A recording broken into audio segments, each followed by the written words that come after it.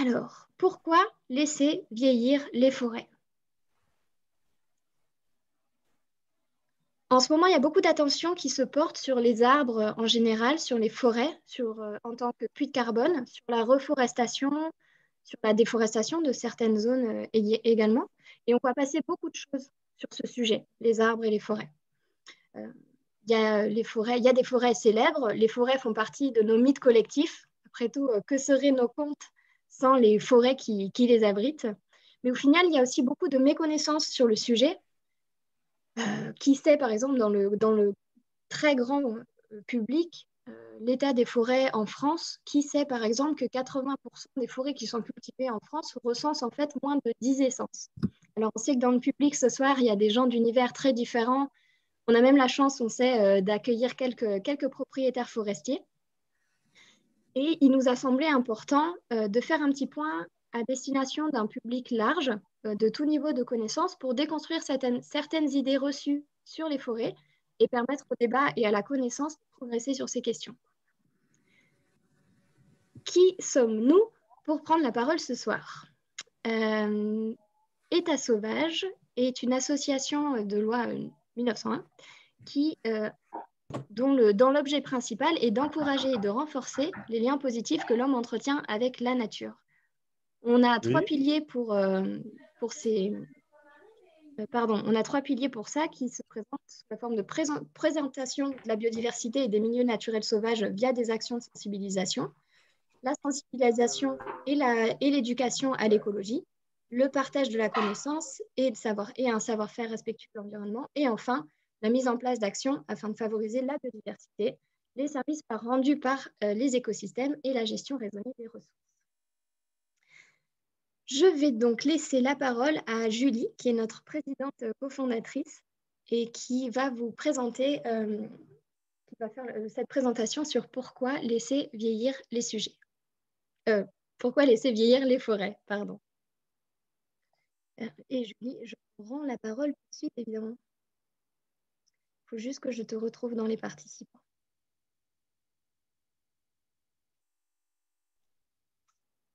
Voilà. Merci Sophie. Alors je prends le relais du coup pour vous faire un petit topo sur justement l'état des forêts en France. Alors, je pense que certains connaissent ces chiffres déjà, mais pour d'autres, ce sera une découverte. Vous savez peut-être que la forêt française couvre en fait déjà plus d'un tiers de notre territoire. On parle de la métropole, on ne parle pas évidemment des territoires d'outre-mer, et ça représente 17 millions d'hectares. Il faut savoir aussi que la forêt, en fait, souvent on a l'impression qu'elle appartient à l'État, mais en fait elle n'appartient que pour un quart au domaine public et aux trois quarts à des propriétaires privés. Les 75% donc de détenteurs de la forêt dans le domaine privé, en fait, sont composés de plus de 3 millions de propriétaires qui vont de quelques milliers de mètres carrés à plusieurs centaines d'hectares. Donc vous avez vraiment un large panel en fait de propriétaires. Au niveau de l'État, on a évidemment une partie qui est vraiment les domaines de l'État, à peu près 9%, et puis le reste, ce sont des collectivités, des communes, donc qui peuvent aussi être gérées par l'ONF, puisque c'est l'organisme gestionnaire, mais ce n'est pas évidemment la propriété directe de l'État. De quoi sont composées nos forêts en France? Alors, 72% en fait sont composés d'essences feuillues. Je vais vous citer des exemples qui doivent vous parler évidemment. Le chêne, le hêtre, le châtaignier par exemple. Et puis 28% de ces forêts sont composées de résineux. Les pins, les sapins par exemple, l'épicéa. Actuellement, on en voit beaucoup dans les rues. Des sapins avec Noël justement. Alors bon, ce ne sont pas forcément les mêmes cultures, mais voilà, ça fait partie justement de ces cultures de résineux. Et un autre élément dont Sophie a parlé rapidement et qui est très important pour le sujet qui nous intéresse ce soir, c'est la connaissance en fait de la répartition, le nombre d'essences que nous avons dans nos forêts aujourd'hui. Il faut savoir qu'à peu près 80% des forêts en France ne contiennent que 1 à 2 essences d'arbres. Donc quand on a cette vision d'une large variété justement d'arbres dans nos forêts, c'est un peu biaisé parce qu'aujourd'hui, en fait, une grande majorité de nos forêts qui sont aujourd'hui entretenus par l'homme, hein, qui ont justement une vocation qui peut être sylvicole ou bien pour la chasse, etc., sont composés de 1 à 2 essences. Et tout le reste, donc ça ne représente pas forcément beaucoup, 20%, peut avoir 3 à 4 essences, hein, et ce sont surtout des forêts qui peuvent être dans des zones un peu inaccessibles, par exemple les zones montagneuses. Voilà pour ce petit topo de la forêt en France.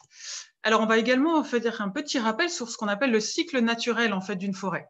Peut-être vous connaissez déjà ce type de schéma. C'est un cycle en fait qui est le cycle écologique qui va, pour comme tout être vivant, de la naissance, donc la croissance, ce qu'on appelle la régénération en fait en forêt, avec ensuite un stade donc de croissance où on arrive à un arbre qui va être adulte, et puis un stade de maturité écologique avant d'entamer tout ce qu'on appelle le processus de vieillissement jusqu'à la sénescence et l'écroulement. Et vous voyez qu'à l'intérieur de ce petit schéma, il y a un autre petit schéma intégré qui est lui le cycle sylvicole qui interrompt en fait le cycle naturel. Vous voyez qu'un cycle naturel à peu près sous nos latitudes, c'est entre 500 et 700 ans, ça dépend après des forêts dont on parle, mais qu'un cycle sylvicole en lui-même, c'est-à-dire à partir du moment où on plante l'arbre et le moment où on le récolte, il va être de 50 à 200 ans. Ça dépend après évidemment des essences que l'on va récolter. Les résineux, on les récolte plus jeunes par exemple que les feuillus. Donc on imagine assez aisément que tout ce qui se passe dans le reste du processus est tronqué et que l'homme court-circuite en fait ce cycle naturel qui a une importance capitale en fait pour les forêts dans leur entièreté, mais pas que. Donc on va voir ça un petit peu plus loin. Des éléments également importants, les forêts aujourd'hui en France sont essentiellement des forêts jeunes, avec des arbres qui ont, pour 50% d'entre elles, justement moins de 60 ans. Ça, justement, renforce cette idée que l'homme intervient énormément aujourd'hui en forêt. Et les arbres sont de plus en plus souvent coupés avant leur maturité, maturité étant le stade aussi où ils vont pouvoir réensemencer, permettre une régénération et donc transmettre leurs gènes également. Et les gènes ne sont pas que avec ce qui était là au départ, en fait, quand l'arbre a été planté, mais également avec tout ce que l'arbre aura, se sera adapté, en fait, toute l'adaptation par rapport à son environnement. Et on sait avec le changement climatique que c'est crucial. Quelques définitions qui sont très importantes pour savoir de quoi l'on parle. Alors, on a 3 termes qui sont souvent interchangés, mais qui ne veulent pas dire la même chose. Forêt ancienne n'est pas la même chose que vieille forêt. Forêt ancienne, en fait, renvoie à l'ancienneté du boisement. C'est-à-dire que le territoire en lui-même est un territoire occupé par une forêt depuis au moins 150 ans, voire 200 ans, et que les arbres donc, qui sont là occupent ce territoire depuis une certaine durée, mais ça ne veut pas dire que ces arbres, eux, ont cet âge-là, ni qu'il y a une grande diversité. Ensuite, on a le terme de forêt mature que vous entendez peut-être de temps en temps, et là, ça veut dire qu'on a une forêt qui, elle, a atteint une maturité écologique avec des arbres de différentes classes d'âge, où on note également la présence de vieux arbres, donc de gros bois, ce que l'on appelle les gros bois, et de bois morts. Et enfin, vous avez ce qui nous intéresse particulièrement ici, c'est-à-dire le terme de vieille forêt, c'est-à-dire une forêt qui est mature et ancienne. Donc, on a les deux. Vous allez me dire, normalement, si les arbres ont un certain âge, on est aussi sur une forêt ancienne, et vous n'avez pas tort. On a donc ici des forêts qui ont des bois de différents âges, donc des petits bois, des gros bois. On a des arbres qui sont également morts, qui peuvent être sur pied ou au sol. Ça, c'est très important. 2 termes complémentaires qui vont justement vous donner également des éléments pour mieux comprendre cette présentation, c'est ce que l'on appelle les îlots de vieillissement. Alors, un îlot de vieillissement, c'est un petit peuplement, donc c'est moins grand, on va dire, que l'échelle de tout un massif forestier, mais ça reste une forêt également, on parle de quelques hectares, hein, un petit peuplement qui va aller au-delà justement du seuil que le forestier va normalement conserver pour, va choisir pour couper les arbres. Donc on va au-delà de l'exploitation traditionnelle, on laisse vieillir un peu plus longtemps les arbres pour justement avoir les bénéfices dont on commençait à vous parler dans le cycle naturel. Et puis le deuxième terme qui est celui qui nous intéresse le plus aujourd'hui avec les vieilles forêts, c'est celui de l'îlot de sénescence. Là, on est sur un petit peuplement qui est laissé en libre évolution, c'est-à-dire que la forêt fait son cycle du début à la fin, sans intervention humaine. Et ce, jusqu'à son écroulement. Donc, les bois ne sont plus prélevés.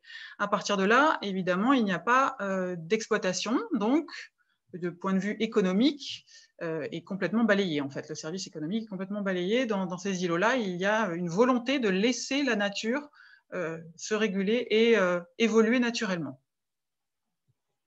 Alors, où est-ce qu'on en est aujourd'hui en France? En fait, on a malheureusement peu de vieilles forêts.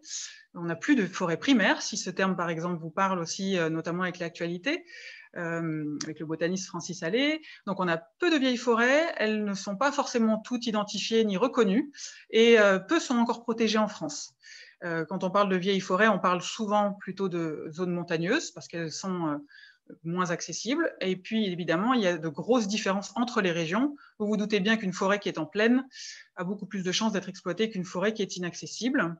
Un chiffre peut-être dont vous avez aussi entendu parler, aujourd'hui, en fait, la grande majorité de la surface forestière française est utilisée pour la production de bois. On considère en fait qu'il n'y a que 0,2% de nos forêts qui sont laissées à l'état naturel. C'est vraiment très peu finalement sur les 17 millions d'hectares dont je vous parlais au départ. Alors, qu'est-ce qui permet de protéger en fait ces vieilles forêts ou ces îlots de sénescence? Eh bien, alors aujourd'hui, on ne peut pas vraiment dire que ce soit la législation, c'est davantage en fait soit le résultat des politiques qui ont été menées, soit simplement l'environnement en lui-même. Alors, en forêt privée, ce qui protège ces forêts, c'est le morcellement du foncier. C'est-à-dire que je vous parlais des 3 millions de petits propriétaires, enfin de petits et de gros propriétaires, mais 3 millions de propriétaires en France, ça veut dire beaucoup de parcelles morcelées. Et donc, ça veut dire évidemment que certaines parcelles sont trop petites pour être exploitées et que ce soit rentable. Alors, c'est compliqué, du coup, elles ne sont pas exploitées, elles sont laissées. Ou alors, il y a aussi un autre phénomène, puisqu'il y a beaucoup de ces parcelles qui peuvent être acquises par héritage. Bien, la famille, parfois, le propriétaire ne sait même pas qu'il a des bois ou ne sait même pas où c'est. Et quelque part, paradoxalement, ça protège aussi la forêt. En tout cas, ça la protège dans le sens écologique. Les initiatives qui, aujourd'hui, s'intéressent particulièrement aux vieilles forêts et qui essayent de les protéger sont des rares initiatives, il faut le souligner, pour le moment en forêt privée. Ça concerne par exemple les conservatoires d'espaces naturels. Ils ont un programme qui s'appelle Sylvae, qui commence vraiment à prendre de l'ampleur. Et puis sinon, quelques ONG qui commencent également à se saisir de cette problématique et ont bien détecté l'urgence d'agir avant que ces forêts ne soient rasées et que justement on en perde tous les bénéfices. En forêt publique, ce qui protège ces forêts, c'est davantage l'inaccessibilité, c'est-à-dire qu'elles sont donc plutôt dans des zones difficiles d'accès, en zones montagneuses et autres, où ce serait dangereux, voire peu intéressant d'un point de vue économique. Donc, c'est ce qui va les protéger un petit peu et faire que l'homme n'intervient pas. Et puis, il y a une autre chose qui est intéressante, et il faut quand même le souligner. Depuis maintenant une dizaine d'années, l'ONF a mis en place une instruction qui vise à instaurer en forêt domaniale. Alors, je vous disais, l'ONF gère à la fois les domaines de l'État, mais également les communes, les collectivités. Donc là, on parle juste de 9% en fait des forêts françaises quand on parle des forêts domaniales. Et ils ont décidé de mettre en place ce qu'ils appellent des îlots de vieux bois, c'est-à-dire îlots de vieillissement et îlots de sénescence. Donc, on intègre les deux. Donc, îlots de vieillissement, on coupe quand même les arbres, îlots de sénescence, on les laisse. Et en gros, les îlots de sénescence ne représenteraient que 1%, mais il y a cette démarche, cette volonté de préserver des îlots comme ça, avec justement tous les bienfaits, les services qu'ils procurent.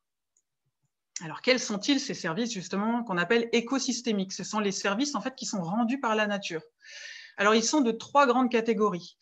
Vous en connaissez certains, les services qui sont d'ordre économique, la production de bois notamment, la chasse. Voilà, là, ce sont les plus connus et c'est souvent ceux que l'on associe à nos forêts.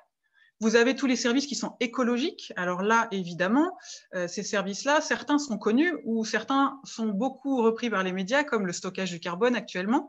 On en parle énormément, mais on ne sait pas forcément qu'il y a également un rôle primordial de nos forêts sur la filtration de l'eau, la régulation en fait des eaux pluviales, également sur la formation, la stabilisation des sols, sur la fixation des polluants, l'amélioration de la qualité de l'air, et évidemment tous les aspects autour de la biodiversité.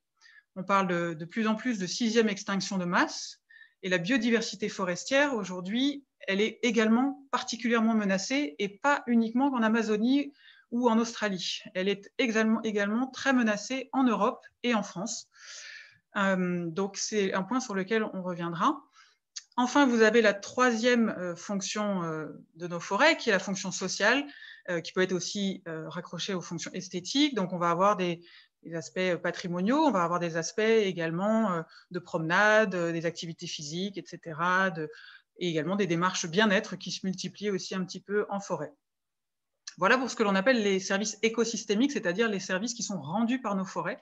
Il faut bien avoir aussi en tête que ces services sont gratuits et qui nous sont vitaux.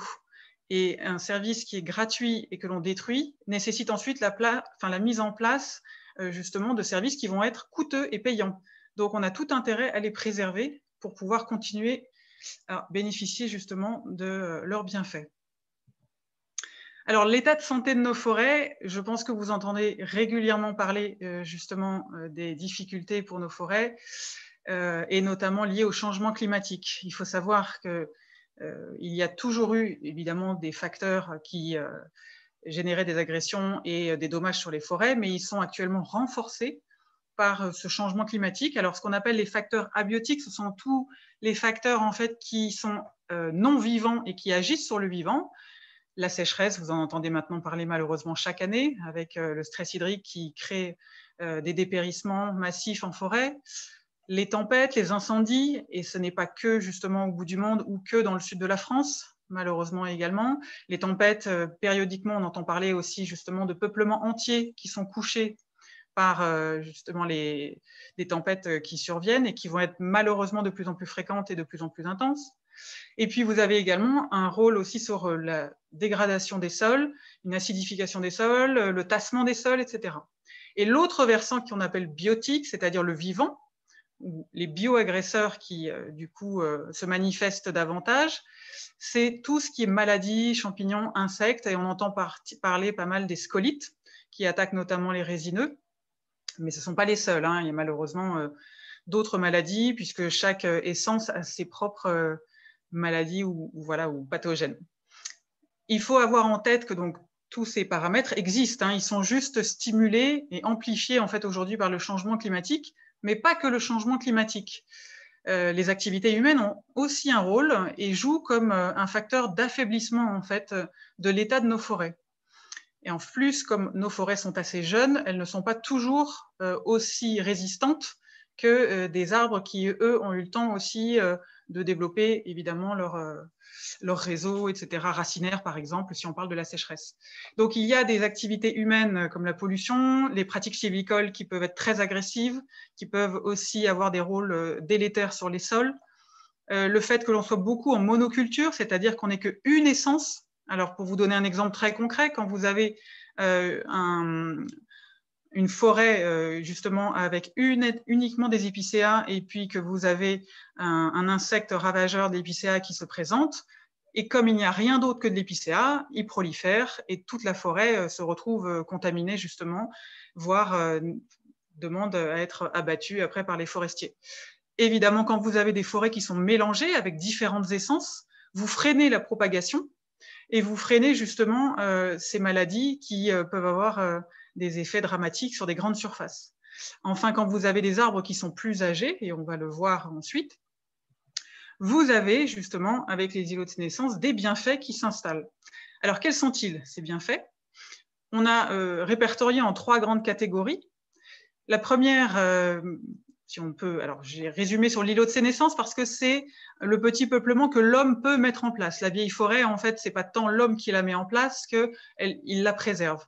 Mais en tout cas, sur l'îlot de sénescence, ça peut être une vraie volonté de mettre en place en fait ce type d'outils finalement pour le forestier, mais pas que, également pour tous les habitants justement locaux et non locaux, puisque ça nous bénéficie à tous. Donc le premier intérêt, c'est sur la formation des sols. Nous avons en fait à l'intérieur des sols forestiers des organismes que l'on appelle saproxyliques, c'est-à-dire qu'ils se nourrissent du bois mort. Ce sont eux qui décomposent en fait la litière, ce sont eux qui décomposent les feuilles mortes, etc., les branchages, et qui redonnent les nutriments que l'arbre justement a pris au sol, qu'il a pu après stocker dans ses branches ou dans ses feuilles, il les redonne au sol et permet ainsi au cycle de se perpétuer, donc de nourrir les jeunes plants qui viendront ensuite. Donc c'est très important qu'il y ait ces organismes. Et ces organismes se développent avec la maturité de la forêt. Plus on a une forêt mature, et donc vieille forêt, plus on aura de variétés d'organismes, donc une biodiversité plus importante. Donc ça m'amène sur le deuxième point, le réservoir de biodiversité.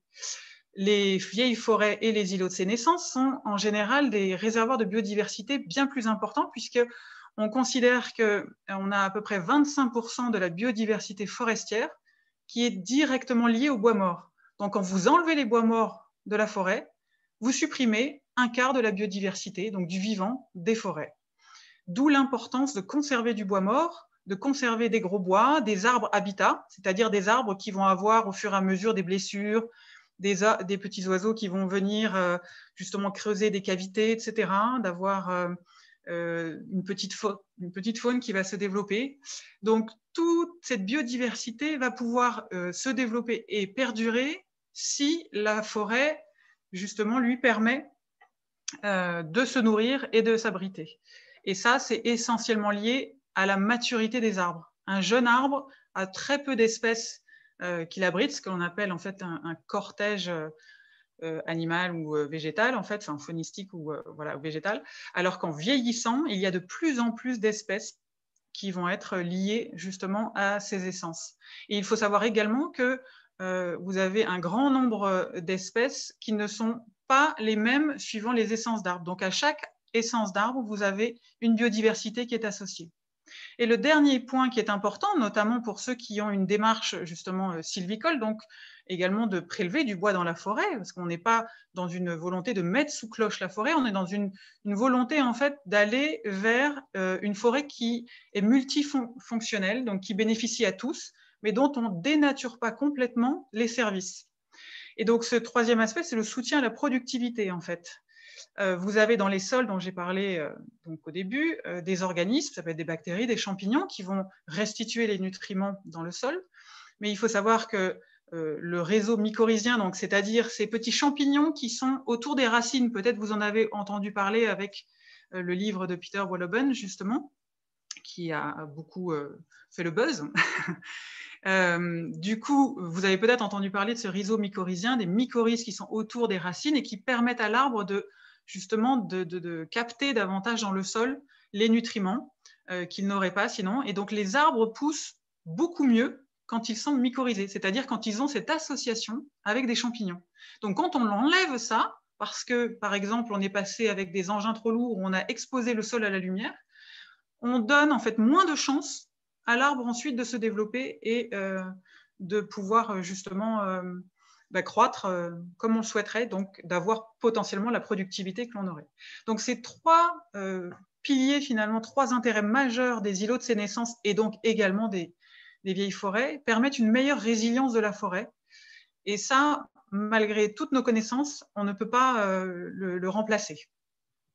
Quelques images pour que vous vous rendiez compte en fait, de l'image, de l'idée des vieilles forêts, à quoi elles ressemblent. C'est parfois très loin des forêts que l'on a en fait, autour de nous. Vous voyez, il y a beaucoup de bois morts, des champignons, des oiseaux qu'on appelle cavicoles, c'est-à-dire qui creusent. Alors on a un pic ici par exemple, qui creuse dans le bois mort, des insectes qui sont également beaucoup plus nombreux.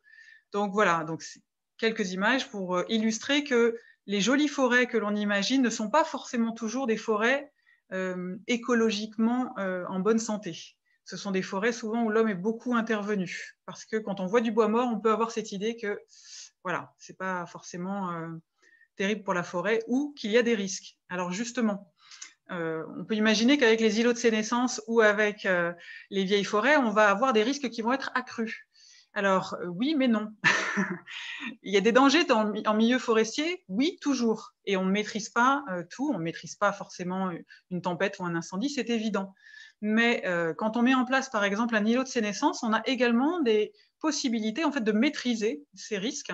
Par exemple, pour l'accueil du public, on peut tout à fait dégager des allées et également informer le public pour qu'il n'aille pas à l'intérieur des îlots de sénescence, puisqu'il y a des risques de chute de branches, par exemple. Si on parle des incendies, hormis des zones très spécifiques qui sont en risque incendie important, un îlot de sénescence est aussi une zone qui va avoir un plus fort taux d'humidité. Même s'il y a plus de bois mort, il y a également un plus fort taux d'humidité, notamment lié aux mousses, aux lichens et aux champignons qui sont là. Donc, pas forcément plus inflammable qu'une forêt classique. Et en fait, également, en dernier, sur les insectes, on va avoir l'impression, parce qu'il y a du bois mort, on va permettre la prolifération des ravageurs. Eh bien non, pas du tout. Au contraire, en fait, on permet avec ces îlots-là d'avoir également les prédateurs de ces ravageurs et donc ceux qui vont pouvoir ensuite réguler ces populations. Et enfin, un dernier élément là-dessus, sur les ravageurs, les insectes notamment qui attaquent le bois mort ne sont pas ceux qui attaquent les arbres sains. Il faut voir que quand on parle notamment des scolites, ce sont des insectes qui viennent généralement quand l'arbre est déjà en fait en train de dépérir, c'est-à-dire qu'il n'est déjà plus en mesure de se défendre lui-même. Donc voilà pour évidemment les risques que l'on peut imaginer, mais qui ne sont pas forcément si importants que ça. Et je vais repasser la parole à Sophie pour vous dire comment nous pouvons agir, parce qu'on peut agir à notre niveau. Merci beaucoup. Effectivement, avec cette présentation, vous vous demandez peut-être comment agir, qui peut agir, etc. On a vu que les îlots sénescence, comme l'a dit Julie, c'est pas mettre sous cloche la forêt, c'est accessible à tout le monde. Si on est, par exemple, propriétaire forestier, c'est quelque chose qu'il est possible de mettre en place sans laisser de côté la production économique de la forêt. En fait, tout le monde peut agir au niveau individuel, au niveau collectif, local, national et même international. Il y a des projets qui se mettent en place. C'est juste que les leviers ne sont pas les mêmes et les résultats non plus. Aujourd'hui, il y a des propriétaires forestiers qui s'engagent à protéger leur bois ou une partie de leur bois. Il y a des exploitants qui s'appliquent aussi à préserver une partie de leur forêt dans leur propre intérêt économique, évidemment. Il faut surtout retenir que ce n'est pas sans issue, cet état des forêts en France, et que oui, il y a des moyens d'agir. Mais alors, quand on n'est pas propriétaire forestier, comment on fait? Et c'est là que l'engagement citoyen entre en jeu. État sauvage porte depuis le début de l'année un projet d'acquisition de parcelles qui vise à en faire un îlot de sénescence. On utilise pour ça un levier bien connu qu'on appelle communément la propriété privée. Pour qu'une forêt soit riche et diversifiée, il est nécessaire qu'elle conserve ses vieux arbres et son bois mort sur pied ou au sol, comme vous l'avez vu. Et ces zones qui sont rendues à la nature sont laissées en libre évolution, c'est-à-dire préservées de toute intervention pour jouer pleinement leur rôle. C'est cette naturalité qu'on souhaite développer en achetant une parcelle de forêt et en valorisant un îlot de sénescence pour les protéger durablement. Les résultats auxquels on peut prétendre lorsque Forêt sauvage verra le jour sont les suivants. Préservation du bois mort et de la biodiversité qui l'habite, préservation des sols, captation de CO2 après maturation des arbres, ralentissement de l'érosion des sols et également préservation des nappes phréatiques, entre autres. En gros, ça reprend les services écosystémiques présentés par Julie tout à l'heure. Tout ça pour un meilleur environnement, une meilleure respirabilité de l'air, moins de pollution pour les populations locales et moins locales, parce qu'on en bénéficie tous. Ce projet, il est encore ouvert pour quelques semaines. On a eu déjà plus de 50 donateurs qu'on remercie chaleureusement, qui se sont engagés avec nous et avec les promesses de dons qui nous sont faites. On en est à 50% du montant qu'on souhaite acquérir.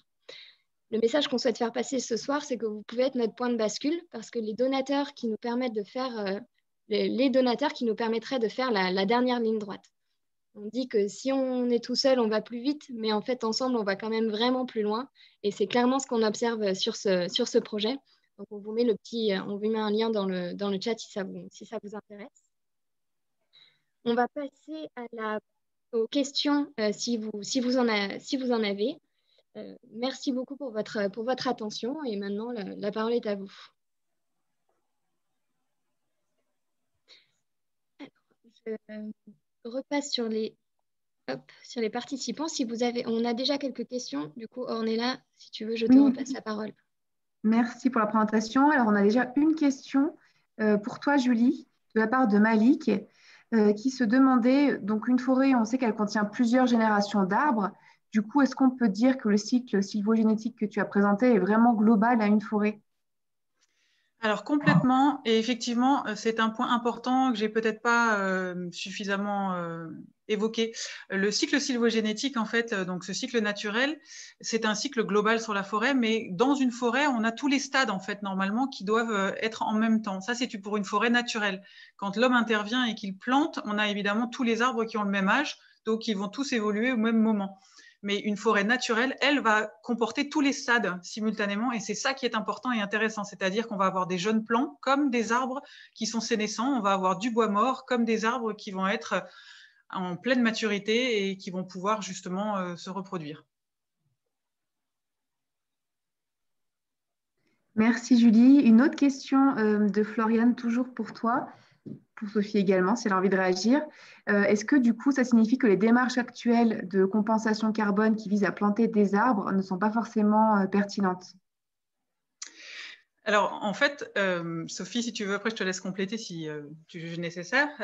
Les démarches en fait, de compensation carbone, déjà, le terme de compenser est un problème de langage qui pose vraiment question. On ne compense jamais ce que l'on émet. On peut essayer de contribuer à réduire, mais compenser, non, puisque le résultat, c'est qu'on aura quand même relargué dans l'atmosphère, de toute façon, du dioxyde de carbone, voire d'autres gaz à effet de serre. En revanche, si on revient sur les forêts et le stockage du carbone, oui, des jeunes plants vont avoir une capacité accrue à stocker parce qu'ils sont en pleine croissance. Mais il faut avoir conscience qu'un jeune arbre va mettre des dizaines d'années à fournir en fait les mêmes bénéfices qu'un arbre qui lui est mature, qui donc est avec une circonférence beaucoup plus grande, avec un houppier, c'est-à-dire avec des branches et des feuilles largement plus développées, donc il va stocker plus de carbone.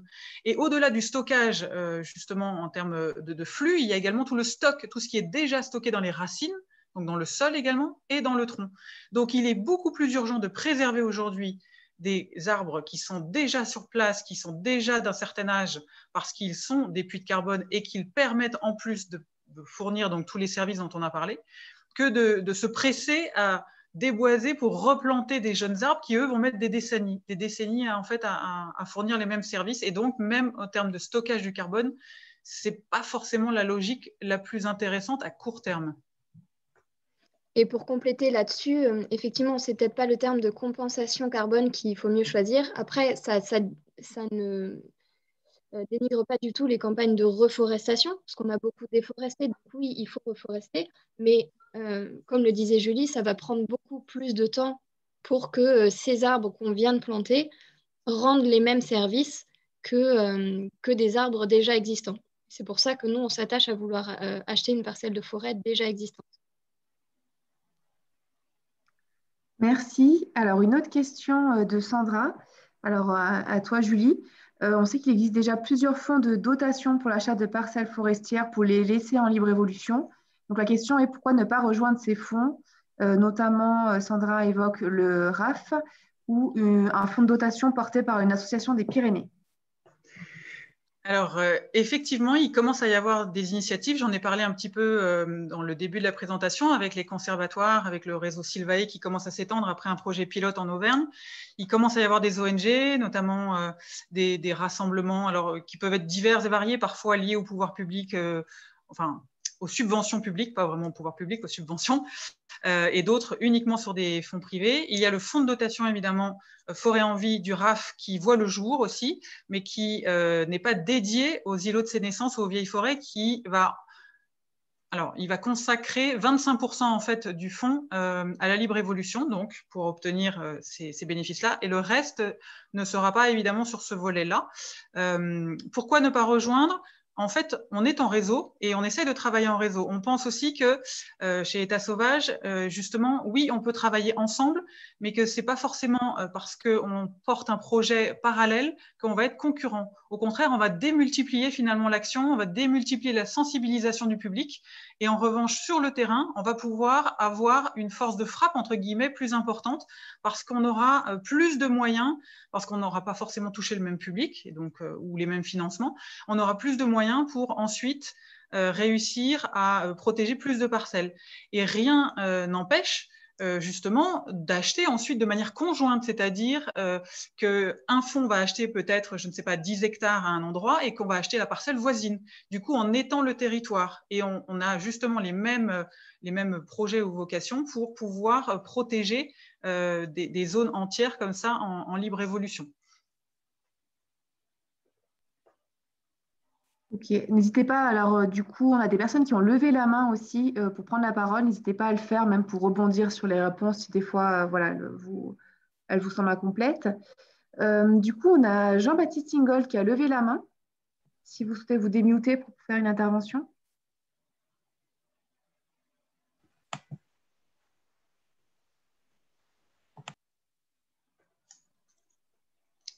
Jean-Baptiste, pardon, attendez, je vous avais réactivé le micro, je vous réactive le micro tout de suite. Je crois qu'on a tous les deux cliqué sur le même bouton au même moment. Normalement, vous pouvez vous réactiver. J'ai permis à tout le monde de réactiver son micro lui-même. Voilà. Donc, oui, moi, je me présente, je suis un propriétaire forestier. J'ai déjà parlé avec des gens d'état sauvage. Hein. Et il se trouve que je suis dans un environnement un peu particulier. C'est dans un parc national de forêt. Et dans ce parc national, il y a un grand massif forestier qui sera en libre évolution. Et puis, dans les parties domaniales, il y a ce qu'on a expliqué, ce que Julie a expliqué, ces îlots de différentes qualités. Et puis, aussi des arbres qu'on conservera pour la biodiversité, qu'on peut appeler les arbres habitats. Comme propriétaire privé, on n'a pas actuellement d'obligation. On a simplement, à partir d'une certaine surface, on doit signer des contrats avec l'administration qui s'appellent les plans simples de gestion, qui nous engagent à certaine façon de gérer la forêt. Et ça, c'est applicable à toutes les forêts. Donc, le fait qu'il y ait le parc ne change rien. Par contre, ce qui est dommage, c'est que la partie qui est en libre évolution, elle ne représente que même pas 2% de l'ensemble du parc. Donc, ça va beaucoup dépendre de ce que les propriétaires privés ou les communes ou l'ONF va faire. Donc, moi, j'aimerais aller dans le sens du parc. Ce que j'ai envisagé, c'est de proposer aux gens d'adopter des arbres habitats, des arbres où pourront se développer une certaine biodiversité, et éventuellement aussi de créer des îlots. Mais en continuant un peu une chose, j'aimerais bien avoir la réaction des personnes qui sont ici. Alors, Jean-Baptiste, parce que du coup, on a beaucoup de questions qui sont en attente. Peut-être oui. si on a encore du temps à la fin. Mais quelle est la question en fait? Est-ce que si... une des choses qui pose le plus de problèmes, c'est que lorsqu'on fait vieillir des arbres et certaines essences, il y a plus d'accidents, en fait. Il y a plus notamment les hêtres, qui sont une essence qui n'a pas été plantée, qui est naturelle, ont des grandes branches qui tombent.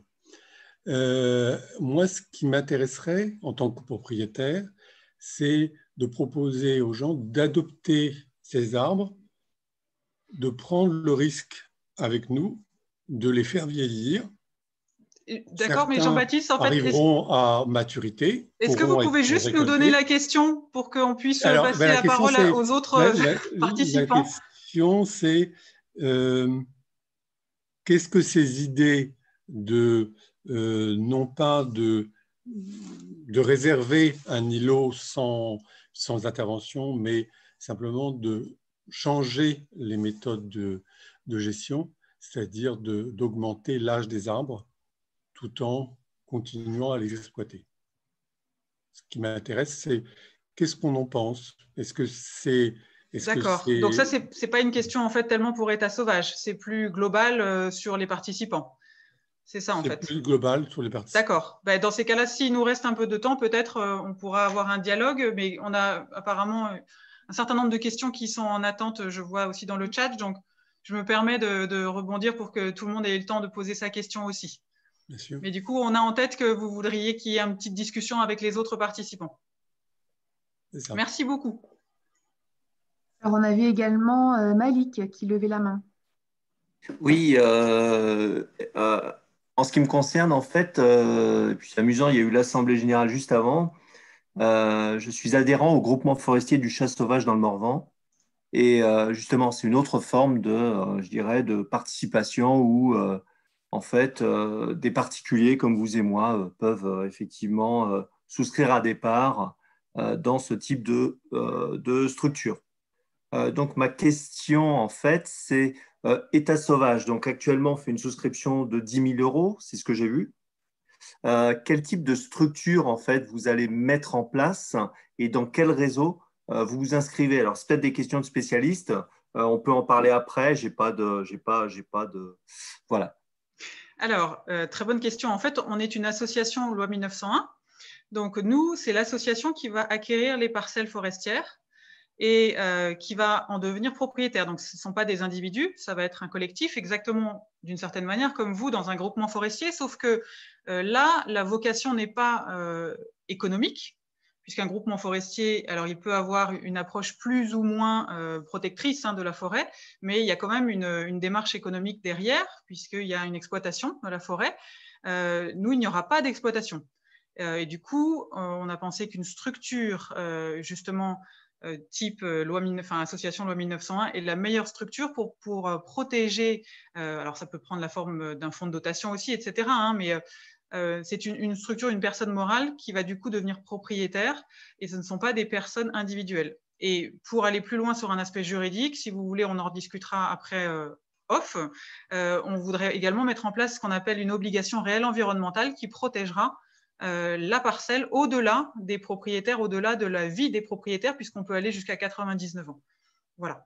Mais on pourra en discuter un peu plus si vous voulez un peu plus Oui, longuement. absolument, absolument. D'autant qu'on a justement des parcelles qu'on met en sénescence aussi. Donc, oui, d'accord. Avec plaisir. Je peux vous laisser mes coordonnées. Enfin, je ne sais pas comment on procédera, mais. Vous pouvez répondre par email, puisque vous avez dû recevoir un email pour vous connecter, et vous pouvez tout à fait nous contacter par ce biais-là, et on sera ravis de discuter un peu plus longuement avec vous de votre problématique. Plaisir partagé. Merci. Merci. Alors, on a un très long commentaire de Sandra. Peut-être, si vous le voulez, Sandra, tout simplement nous le dire en live, sinon je peux le lire aussi. C'est très intéressant comme retour d'expérience. Oui, alors j'ai pas une très bonne connexion, c'est pour ça que je tape. Je sais pas si ça va passer. En fait, je travaille dans une association qui s'appelle la Frapna Ardèche et on a mis en place un observatoire de la forêt ardéchoise en 2017 et on essaie de travailler avec tous les acteurs. Et dans l'idée, c'est vraiment de réfléchir aussi à la gestion des pratiques et à faire évoluer un peu les regards parce que souvent, quand on parle du changement climatique et de l'adaptation des forêts au changement climatique, les gens vont penser à planter par exemple des eucalyptus pour résoudre le problème lié au changement climatique. Et nous, on est carrément sur d'autres termes et d'autres réflexions en considérant en fait qu'il faut vraiment maximiser la richesse forestière en conservant les forêts naturelles et en essayant aussi d'avoir une gestion forestière qui ne considère pas que des petites parcelles de forêt et qui est les îlots de sénescence. C'est très intéressant, il faut qu'il y en ait. Mais il faut aussi qu'il y ait une continuité entre ces îlots pour qu'il puisse y avoir une circulation entre les espèces et tout ça. Et après, il y a aussi un autre point que je voulais soulever, c'est qu'on travaille, nous, sur une réflexion autour des maladies émergentes. Et il y a eu un exemple frappant avec le virus Nipah et puis le lien qui a été fait, qui a été mis en évidence entre la déforestation et l'émergence de maladies comme des virus et des pandémies, et les pandémies qui sont arrivées qu'on a en ce moment, c'est aussi lié à des modes de gestion et notamment des milieux forestiers, quoi. Voilà. D'accord. Donc ça n'appelait pas de... Après, c'est juste par rapport aux îlots de sénescence. Nous, oui. Voilà, le fait de vraiment faire le lien et de considérer, d'avoir aussi un travail avec tous les acteurs forestiers pour que quand on achète des parcelles, il y ait aussi un enjeu des parcelles alentours, quoi. Oui, j'ai effectivement pas parlé de ça parce qu'après on rentre dans des détails un petit peu plus techniques et que c'est pas forcément peut-être l'objet de cette présentation-là, mais ce qu'on appelle la trame vieux bois, en fait, c'est cette continuité pour que les espèces, et notamment des espèces qui vont avoir du mal à se déplacer, on parle par exemple des champignons, hein, qui vont avoir du mal peut-être à se déplacer loin, puissent circuler malgré tout et ne pas être enfermés finalement dans un îlot de sénescence. Donc oui, vous avez tout à fait raison de le souligner, et je trouve que ça permet de rebondir sur la question de Malik. Il me semble que c'est Malik qui l'a posé sur je ne sais plus ce que je voulais dire. Je ne sais plus ce que je voulais dire. Mais bon, voilà, sur un point il a dû évoquer tout à l'heure, justement. Donc, effectivement, cette continuité est nécessaire, et il faut pas. Oui, voilà, c'était la question de savoir pourquoi est-ce qu'on. C'est peut-être pas Malik. Pourquoi est-ce qu'on ne fait pas ça avec d'autres acteurs, ou pourquoi est-ce qu'on ne rejoint pas d'autres acteurs, parce qu'une multiplicité d'acteurs, mais c'est aussi évidemment une multiplicité de projets, et il ne faut pas se dire qu'on va rester chacun dans son coin. Ça n'a pas de sens, en fait, d'un point de vue environnemental. Rester chacun dans son coin, ça n'a aucun intérêt. Donc, au contraire, c'est davantage de se mettre tous en réseau et de travailler ensemble. Et de toute façon, c'est un petit monde, hein, le monde aussi forestier. Donc, même s'il y a beaucoup de propriétaires, ceux qui sont dans la démarche de libre évolution on finit par se connaître assez rapidement. En tout cas, identifier les uns les autres et se mettre en lien les uns avec les autres. Donc, je pense que c'est quelque chose qui a du sens et qui va se faire et qui commence déjà à se faire, en fait. Voilà. Merci Sandra. Alors, on avait une question encore et une remarque. Alors, la première question, quelle différence entre un îlot de sénescence et une réserve biologique intégrale, de François T. Toi, Julie. Alors, je ne connais pas la définition exacte de la réserve biologique intégrale. Donc, je ne veux pas dire de bêtises là-dessus. Ce qui est certain, c'est que sur la réserve biologique intégrale, il me semble que ça va au-delà, en fait, des essences forestières. Je ne sais pas si, en revanche, il y a en fait, il y a la protection. Il me semble que c'est plutôt un cadre juridique qui est accordé, mais il n'y a pas forcément la volonté de laisser un cycle écologique complet se développer. Donc, je ne veux pas dire de bêtises. Donc, je préférerais faire une recherche si vous voulez la réponse et vous répondre ultérieurement. Il y a un cadre, en tout cas, alors que l'îlot de sénescence n'a pas de cadre juridique. Il n'y a pas aujourd'hui, en fait, les outils pour protéger des vieilles forêts ou des îlots de sénescence d'un point de vue juridique, il en existe très peu. Soit ce sont en fait des fondations ou des fonds de dotation ou des structures comme des associations qui mettent en place des ORE justement, ou d'ailleurs des propriétaires peuvent aussi mettre en place des ORE, donc des obligations réelles environnementales. Et sinon, il n'y a pas beaucoup de moyens aujourd'hui de protéger sur le long terme. Et encore, le long terme, on parle du siècle en fait. Alors que ce n'est pas du tout la durée finalement, vous avez vu, du cycle écologique pour les forêts. Donc, il faudrait avoir des outils qui permettent d'aller sur plusieurs siècles, mais aujourd'hui, on ne les a pas. Oui, et du coup, on a merci Émilie qui apporte aussi un éclaircissement aussi sur la surface. A priori, on a effectivement dit que les îlots de sénescence sont sur des petites surfaces, alors que les réserves biologiques intégrales pourraient atteindre plusieurs centaines d'hectares. En fait, si je peux me permettre, c'est une réserve biologique intégrale dans le parc. Et là aussi, dans le parc, il y a finalement tout cet ensemble de différents types d'îlots et de mosaïques d'arbres. Alors, on a Daniel Mathieu qui a levé la main. Si oui, ma question. Alors, je suis donc Daniel Mathieu, je suis gérant d'un groupement forestier familial. Donc, on fait l'acquisition de forêts, notamment dans le cadre d'héritage. Hein, plutôt que de le laisser filer n'importe où, on essaye de regrouper tout dans la même entité. Donc, on a une vision, bien sûr, un petit peu économique pour ne serait-ce que faire fonctionner, mettre en place les plans de gestion. Ça nécessite de l'argent, payer l'expert forestier, etc. Alors, on met en place on essaie de mettre en place donc, des îlots de sénescence à l'intérieur. La question qu'on se pose, c'est de savoir quel pourcentage on peut mettre à l'intérieur pour que ça présente un intérêt. Je veux dire, donc, un îlot de sénescence, en gros, minimum, qu'est-ce qu'il faut qu'il ait comme surface pour avoir du sens, hein? S'il n'y a qu'un arbre, ça ne vaut pas le coup, on voit bien le compte. Et on sait qu'on ne peut pas mettre tout en îlot de sénescence. Donc, on est toujours un petit peu dans ce questionnement de savoir quelle partie mettre là-dessus. Et bon, là, à part du pif et le bon sens, je n'ai pas de réponse, moi. Alors, si on parle de l'îlot de sénescence, donc ce petit peuplement, hein, pas de la mise en place d'une vieille forêt, puisqu'en fait, on ne la met pas en place, hein, on la laisse plutôt évoluer naturellement. Donc, sur l'îlot de sénescence, on est autour, en général, de 1 à 3 hectares. La moyenne, c'est plutôt 2 hectares. Donc, il faut que ce soit des îlots, justement, qui soient suffisants quand même pour qu'on ait à l'intérieur des gros bois. Donc, l'idée, c'est d'identifier déjà des parcelles où vous avez des arbres qui ont déjà une maturité. Donc ça, c'est la première chose. Si vous pouvez également avoir des arbres habitats qui ont été identifiés, donc au-delà juste de la taille finalement de l'arbre, du diamètre, si vous arrivez à identifier également les micro-habitats qui sont à l'intérieur des arbres, justement, ou au pied des arbres, ils ont d'autant plus d'intérêt écologique. Donc ça, ce sont des bons indicateurs. L'autre indicateur très intéressant, c'est le bois mort, hein, qu'il faut donc laisser, quelle que soit sa situation, qu'il soit sur pied, qu'il soit au sol, que ce soit des branches, que ce soit des troncs en décomposition. Il ne faut pas le déporter, le déplacer, ni essayer spécialement d'accélérer le processus, peut-être en tronçonnant voilà, des branches. Voilà.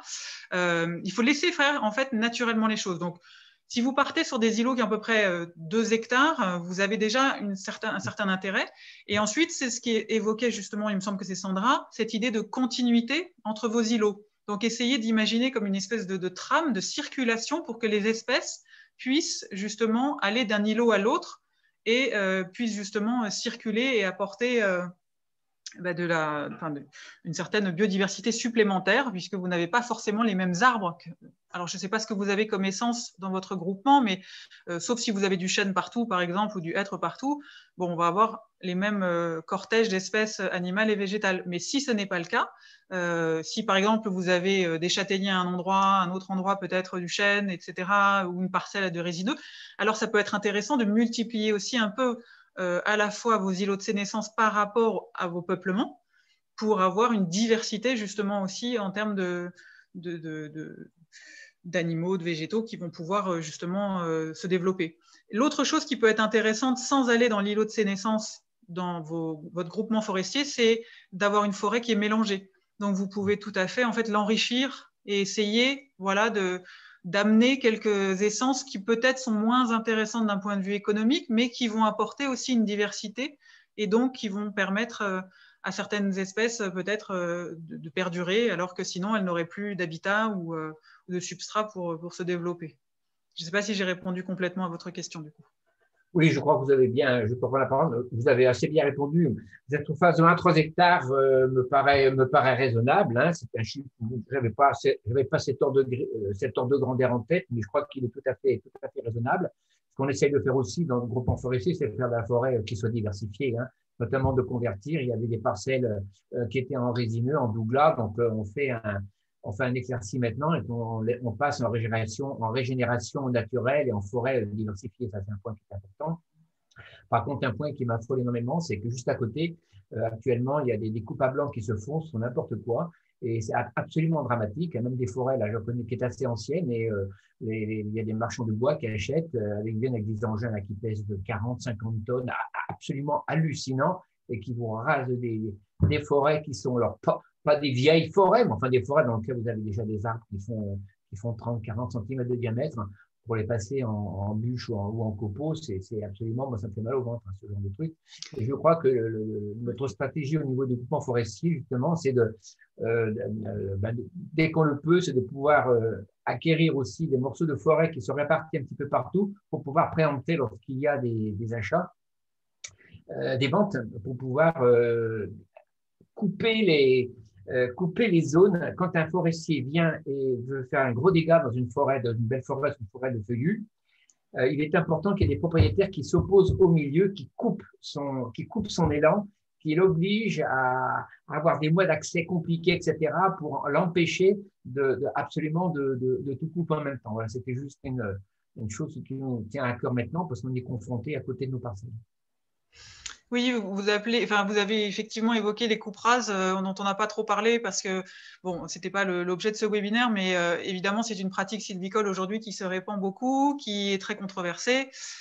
Coupe rase, ça veut dire en fait qu'on coupe tous les arbres. Donc, on prend une forêt, on récolte tout. Donc, on passe d'une forêt à un champ. Même pas un champ d'ailleurs, souvent c'est un terrain à nu, un sol à nu. Il n'y a plus rien, donc on imagine aisément que toute la faune qui était là soit elle a pu partir et elle est partie justement, et s'il y a encore des boisements à côté, elle a pu se réfugier éventuellement, mais bon, c'est pas forcément évident, soit elle a été détruite, quand on pense aux champignons, etc., enfin, à tout, justement, bactéries du sol, etc., là, ils sont tout simplement détruits.